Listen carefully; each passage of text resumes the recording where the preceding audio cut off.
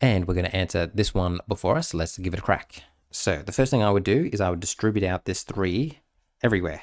Okay, so that means I'm going to get 2 to the 3, which is 8. Then 3 times 3 is 9. Then 2 times 3 is 6. Over 8 to the 3, b to the 3, c to the 6.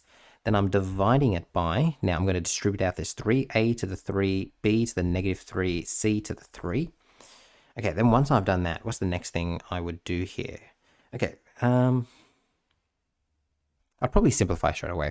I'm going to simplify this. So as you can see here, I've got a 3, a to the 9, a to the 3. So because they've got the same base, I can subtract the indices here. So 9 minus 3 is 6, and that whole thing goes away. 6 minus 3 is 3, and this whole thing goes away there.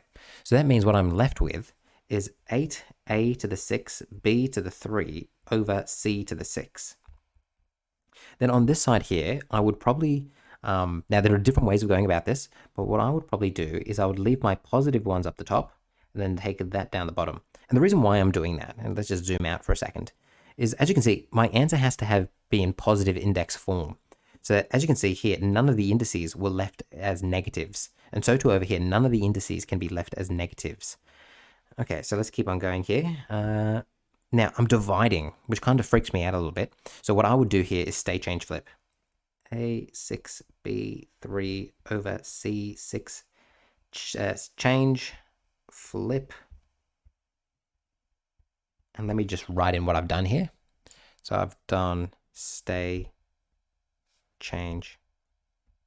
You do not have to write this in as you're working. You don't have to write stay, change, flip, but just so it's clear, that's what I've done. And now, can I simplify anything here? Okay. The only thing I can simplify is the a's. So that will go away, and that will become 3. So 6 minus 3 is 3.